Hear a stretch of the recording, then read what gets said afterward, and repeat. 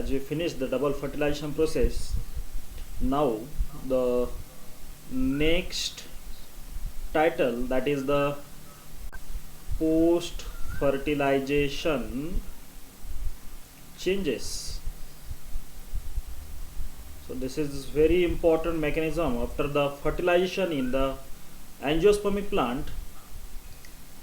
Actually, what happens in the post fertilization changes, it means after fertilization, it will be declared here. So basically, in case of post fertilization changes, there are two major events are occur here. The first and major event is that the development of endosperm, development of endosperm, and another major event is none other than development of embryo. Both the titles are very important after the fertilization, because here seed formation and fruit formation takes place, which is helped directly indirectly in the reproduction. कारण तुम्हाला सगळ्यांना माहिती आहे की plant मध्ये fruits आणि सीड्सचे किती महत्त्वाचे रोल्स असतात. तर या सगळ्या गोष्टी बघत असताना आपण काही गोष्टी स्टडी सुद्धा केल्या होत्या. आपण बघितलं होतं की जी 7 सेल्ड 8 न्यूक्लिएटेड कंडिशन होती, या 7 सेल्ड 8 न्यूक्लिएटेड कंडिशन मध्ये ज्यावेळेस फर्टिलायझेशन झालं, वरच्या साईडला असणारे 3 अँटीपोडलच्या सेल, सेंटरला असणारा सेकंडरी न्यूक्लियस आणि खालच्या साईडला असणाऱ्या 3 एग ॲपॅरेटसच्या सेल यांच्यामध्ये नेमके काय चेंजेस झाले याबद्दल आपण डिस्कस केलं होतं. डिस्कस करत असताना आपण बघितलं, ज्यावेळेस पोलन ट्यूबनी एंट्री केली, सुरुवातीला कुठलं तरी एक सिनर्जिड या ठिकाणी डिजनरेट झाला, बरस झाला, दुसरा जो सिनर्जिड आहे तो निघून गेला. अँटीपोडल्स हळूहळू डिजनरेट झाले, अँटीपोडल सुद्धा निघून गेले. मग इथं राहिलं कोण होतं, तर इथं दोन गोष्टी महत्त्वाच्या होत्या. एक, या ठिकाणी दिसणारा जो स्ट्रक्चर आहे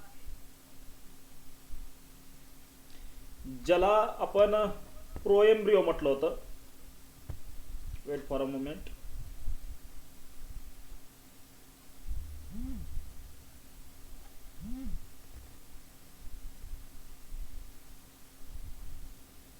ज्याला आपण प्रोएम्ब्रियो या ठिकाणी कन्सिडर केलेलं होतं. सो प्रोएम्ब्रियो मध्ये नेमके काय काय फंक्शन्स झालेले आहेत किंवा प्रोएम्ब्रियो फ्युचरमध्ये काय काय फॉर्म करतो त्याबद्दल आपण बघूया. सुरुवातीला तर ही एक हॅप्लॉइड सेल होती, परंतु ज्यावेळेस मेल गॅमेट या सेल सोबत फ्यूज झाला, त्या केसमध्ये ही सेल डिप्लॉइड झाली, कारण पोलन ट्यूब मधला पहिला मेल गॅमेट येऊन या ठिकाणी फ्यूज झाला होता. ही सेल जी आहे, जिला आपण सेकंडरी न्यूक्लियस म्हणून ओळखत होतो किंवा इलाच आपण पोलार्स म्हणून ओळखायचो, जी अगोदर डिप्लॉइड होती, नंतर ज्यावेळेस मेल गॅमेट मधला दुसरा न्यूक्लियस येऊन इथं फ्यूज झाला त्यावेळेस ही ट्रिप्लॉइड झाली. म्हणजे हा असणारा एम्ब्रियोनिक सेल, जिला आपण एग सेल म्हटलं होतं, सेंटरची सेल जी आहे एग ॲपॅरेटस मधली, जिला आपण एग सेल म्हणून ओळखतो, या एग सेलला ज्यावेळेस मेल गॅमेट येऊन फ्यूज झाला त्यावेळेस दोन हॅप्लॉइड गोष्टी या ठिकाणी एकत्र आल्या आणि तयार झालेलं स्ट्रक्चर होतं झायगोट. बरोबर आहे. Zygote laterally develops into the proembryo. कशामध्ये कन्वर्ट होतो zygote? Proembryo. And finally proembryo is convert into the embryo. सुरुवातीला एक सेल तर हप्लॉइड होती, मेल गॅमेट आला, एक दुसरा मेल गॅमेट त्या ठिकाणी येऊन फ्यूज झाला, तयार झाला झायगोट, जे डिप्लॉइड स्ट्रक्चर आहे. एक सेल सुरुवातीला हप्लॉइड होती, इथं येऊन एक्स्ट्रा कोण फ्यूज झाला होता, तर मेल गॅमेट फ्यूज झालेला आहे. Got it. मेल गॅमेट सुद्धा हप्लॉइड नेचरचा आहे. दोघांच्या फ्युजनमुळे तयार झालं झायगोट, जे की डिप्लॉइड नेचरचा आहे. त्या झायगोट पासून डिप्लॉइड पोलन ग्रेन, त्या डिप्लॉइड प्रोएम्ब्रिओ पासून फायनली तयार झाला एम्ब्रिओ. आणि सीड मध्ये एम्ब्रिओ असणं हे फार महत्वाचं आणि इम्पॉर्टंट कॅरेक्टरिस्टिक्स आहे. Got it. आता पहा, हे जे काही झायगोट आहे, या ठिकाणी झायगोट असणार, या झायगोट पासून तर एम्ब्रिओ बनला, पण नेमकं सेकंडरी न्यूक्लियस किंवा ज्याला आपण पोलार्स म्हटलं होतं, त्याचं नेमकं काय कंडिशन आहे. हा तर सुरुवातीलाच डिप्लॉइड आहे. या ठिकाणी पुन्हा एक मेल गॅमेट येऊन फ्यूज झालेला आपण बघितलं. दोन मेल गॅमेट आले, ते एक इकडं आणि एक या ठिकाणी फ्यूज झालेला होता. सो मेल गॅमेट आणि हा मेल गॅमेट स्वतः हप्लॉइड होता, म्हणजे एक डिप्लॉइड आणि या ठिकाणचा हप्लॉइड तयार करतो प्रायमरी एंडोस्पर्म न्यूक्लियस. डिप्लॉइड आणि हप्लॉइड मिळून तयार होतो ट्रिप्लॉइड. आणि या प्रायमरी एंडोस्पर्म न्यूक्लियस पासून तयार झालेला सीड मधला महत्वाचा पार्ट म्हणजे endosperm. So we are mentioning हे एंडोस्पर्म. म्हणजे पहा, पोस्ट फर्टिलायझेशन चेंजेस मध्ये काय काय गोष्टी डेव्हलप होत आहेत, तिथं किती महत्वाच्या गोष्टी डेव्हलप होत आहेत. एक तर एंडोस्पर्म तयार होतो या ठिकाणी,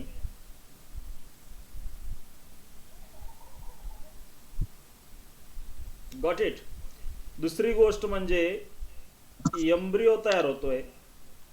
एंडोस्पर्म हा ट्रिप्लॉइड नेचरचा आहे आणि तुम्हाला सगळ्यांना मी ऑलरेडी सांगितलेलं आहे की एंडोस्पर्मच असा पार्ट आहे जो एम्ब्रिओला फूड मटेरियल प्रोव्हाइड करण्याचं काम करतो, न्यूट्रिशन देण्याचं काम करत असतो. And for your information, endosperm आणि एम्ब्रिओ या दोन गोष्टी सीड्स मध्ये खूप खूप आणि खूप इम्पॉर्टंट पार्ट आहेत. बरोबर आहे, कारण एम्ब्रिओ पासून फ्युचर मध्ये प्लिम्युल रॅडिकल तयार होणार आहेत, तर एंडोस्पर्म हा एम्ब्रिओला जगवणार आहे. म्हणजे एम्ब्रिओ सुद्धा आपल्याला तेवढाच महत्वाचा आहे आणि एंडोस्पर्म सुद्धा आपल्याला तेवढाच महत्वाचा आहे. आणि या दोन्हीही गोष्टी आपल्याला बघायच्या आहेत आपल्याला या टॉपिक मध्ये. सुरुवातीला एवढं लिहून घ्या, नंतर आपण काही टायटलला सुरुवात करूया. ओके, बी फास्ट.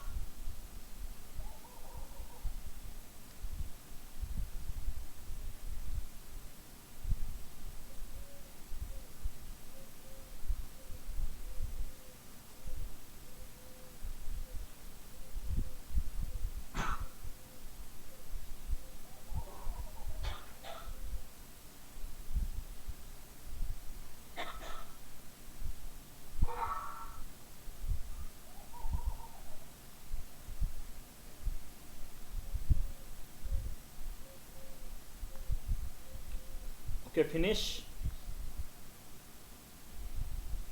Yes, sir. तर आपण आता ऍक्च्युअली इथं डेव्हलपमेंट ऑफ एंडोस्पर्मला सुरुवात करत आहोत. एंडोस्पर्म कसा डेव्हलप होतो, एम्ब्रिओ कसा डेव्हलप होतो, या दोघांनाही आपण इंट्रोड्यूस केलेला आहे. आता आपण महत्वाच्या हेडिंगकडे जातो आहोत, जे आपलं पहिलं टार्गेट आहे, that is development of endosperm, development of endosperm. Okay. So पुन्हा एकदा मी या ठिकाणी डायग्राम ड्रॉ करत आहे 7 सेल 8 न्यूक्लिएटेड कंडिशनची, म्हणजे एम्ब्रिओ सॅकची. आणि एम्ब्रिओ सॅकमध्ये नेमकी कंडिशन काय आहे, तर एम्ब्रिओ सॅकमध्ये आतापर्यंतच्या फर्टिलायझेशनचा प्रोडक्ट म्हणून फक्त 2 पार्ट या ठिकाणी किंवा 2 सेल उरलेले आहेत. त्यामध्ये एक खाली आहे डिप्लॉइड नेचर असणारी एम्ब्रिओनिक सेल, जे फ्युचरमध्ये एम्ब्रिओमध्ये कन्वर्ट होणारे, जिला आपण एग सेल म्हटलं होतं शॉर्टमध्ये. आणि याच्यात सोबत दुसरी सेल उरलेली आहे जिचं नाव आहे सेकंडरी न्यूक्लियस, जी आता ट्रिप्लॉइड नेचरची झालेली आहे. हिच्यापासून बनतो डायरेक्टली एंडोस्पर्म. तर खालची जी सेल दाखवलेली आहे आपण एक सेल, हिच्यापासून डायरेक्ट बनत असतो एम्ब्रिओ. बरोबर आहे. आणि तुम्हाला सांगितलं की या दोन्हीही पार्ट, एंडोस्पर्मचा आणि एम्ब्रिओचा पार्ट, सीडच्या डेव्हलपमेंटमध्ये फार महत्त्वाचा असणारा पार्ट आहे. Okay. So development of endosperm, एंडोस्पर्मचं फंक्शन काय आहे बेसिकली. Endosperm provides nutrition. काय करतो एंडोस्पर्म? It provides nutrition. कुणाला न्यूट्रिशन देण्याचं काम करतोय, तर डेव्हलपिंग एम्ब्रिओला. It provide nutrition to the, कुणाला? डेव्हलपिंग एम्ब्रिओला. डेव्हलपिंग एम्ब्रिओ, एम्ब्रिओला न्यूट्रिशन प्रोव्हाइड करण्याचं काम कोण करत असेल, तर तो आहे एंडोस्पर्म. ओके. एंडोस्पर्म हा तुम्हाला माहिती आहे ट्रिप्लॉइड नेचरचा आहे. It is triploid nature. It consist of nutritive tissues. सगळं फूड मटेरियल पासून बनलेला पार्ट आहे, कारण याच्याकडे जर असेल तरच तो एम्ब्रिओला देऊ शकेल. Nutritive tissue. आता नेमकं एंडोस्पर्मचं डेव्हलपमेंट कशा प्रकारचं होतं, बरोबर आहे. त्यासाठी आपल्याला एक छोटंसं टायटल बघावं लागेल. Types of development of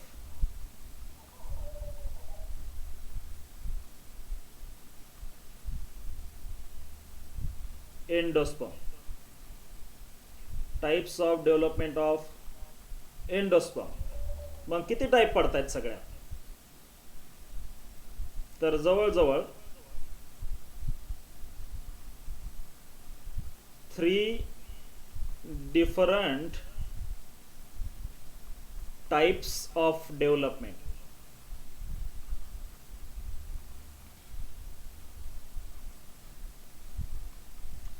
types of endosperm development. मग कुठल्या कुठल्या टाइप्स आहेत तर त्याबद्दल बघूया. पहिली जी एंडोस्पर्मची डेव्हलप होण्याचा जो काही टाइप आहे, that is none other than nuclear endosperm. पहिला जो टाइप आहे तो कुठला आहे? Nuclear endosperm. Got it. दुसरा जो टाइप आहे दॅट इज सेल्युलर एंडोस्पर्म.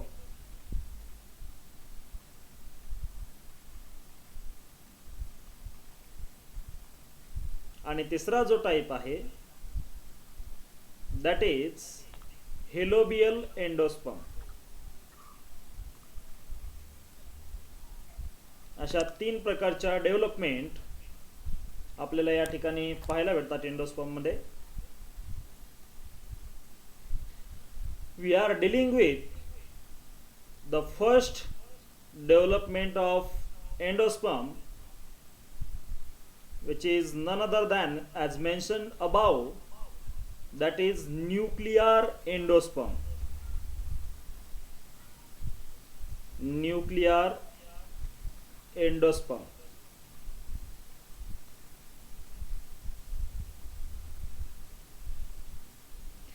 पहा, या प्रकारचं डेव्हलपमेंट हे खूप कॉमन आहे आणि जवळजवळ हे 161 अँजिओस्पर्मिक प्लांट फॅमिलीमध्ये आपल्याला अशा प्रकारचे डेव्हलपमेंट पाहायला भेटते. 161 अँजिओस्पर्मिक प्लांट फॅमिलीज मध्ये अशा प्रकारचे आपल्याला डेव्हलपमेंट पाहायला मिळते. या डेव्हलपमेंट मध्ये नेमकं होतं काय तर चेक करा. Only nuclear mitotic division.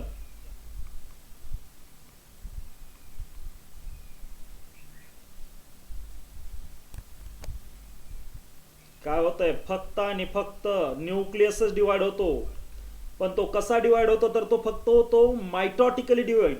आणि मायटॉटिसची प्रोसेस तुम्हाला माहिती आहे, मायटॉसिस मध्ये कशा प्रकारचे डिव्हिजन होत असते. तर जर आपण या ठिकाणी एम्ब्रिओ सॅक काढण्याचा प्रयत्न केला किंवा काढतो आहोत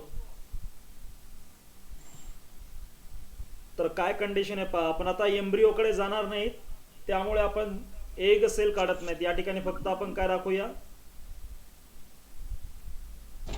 सेकंडरी न्यूक्लियस दाखवूया जो की ट्रिप्लॉइड आहे. बरं ठीक आहे, समजण्यासाठी आपण या ठिकाणी एम्ब्रिओ सुद्धा घेऊया. कुणाच तरी माईक चालू आहे, तेवढं माईक बंद करून घ्या प्लीज. आता पहा काय कंडिशन होते. जनरली तुम्हाला माहिती आहे की सेल डिव्हिजन जर झालं तर अगोदर न्यूक्लियस डिवाइड होतो आणि लगेच त्याच प्रोसेसच्या एंडला सेल डिवाइड होते. जसं प्रोफेज, मेटाफेज, एनाफेज, टिलोफेज या चारही फेज मध्ये न्यूक्लियस डिवाइड होतो, तर सायटोकायनेसिस नावाच्या फेज मध्ये त्या ठिकाणी सेल डिवाइड होत असते. पण इथं तसं होत नाही.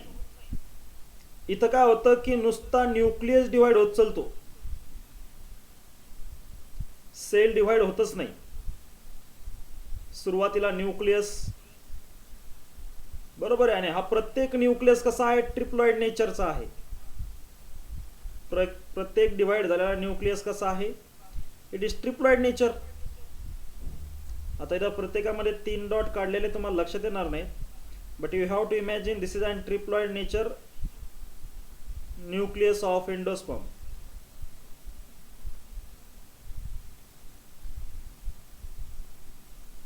या सेलला लक्षात धरायचे कारण याच्यापासूनच या सगळे या न्यूक्लियसला लक्षात ठेवायचं कारण याच्यापासूनच हे सगळे न्यूक्लियस आलेले आहेत. ओके, अगोदर काय झालं की सगळे न्यूक्लियस डिवाइड झाले, मायटॉटिक डिव्हिजन झालं या न्यूक्लियस मध्ये. मग लेटरली काय झालं, हे सगळेच्या सगळे न्यूक्लियस जे दिसतात हे मुवमेंट करतात पेरिफेरीला. दे मायग्रेट टुवर्ड्स द पेरिफेरी. सगळेच्या सगळे न्यूक्लियस कुठे मायग्रेट होत आहेत, पेरिफेरीला मायग्रेट होत आहेत. बरोबर आहे. सो कंडिशन इज लाईक दिस. सगळे न्यूक्लियस कुठे आलेत तर एम्ब्रिओ सॅकच्या कडेकडेला येऊन थांबलेले आहेत. अशा प्रकारे. आणि हे सगळेच्या सगळे पेरिफेरीला किंवा कडेकडेला येऊन थांबल्या कारणानं सेंटरला एक मोठी कॅव्हिटी तयार होते. एम्प्टी स्पेस तयार झाला ना सेंटरला, सगळेच्या सगळे न्यूक्लियस कडेकडेला ट्रान्सफर झाल्यामुळं. आणि नंतर मात्र प्रत्येक न्यूक्लियस त्याची स्वतःची सेल बनवून घेतो. पहा, आतापर्यंत सेल डिव्हिजन झालंच नव्हतं, आतापर्यंत फक्त न्यूक्लियर डिव्हिजन झालं होतं. आता प्रत्येक न्यूक्लियस स्वतःची एक सेल तयार करून घेईल. So now they appearing like this.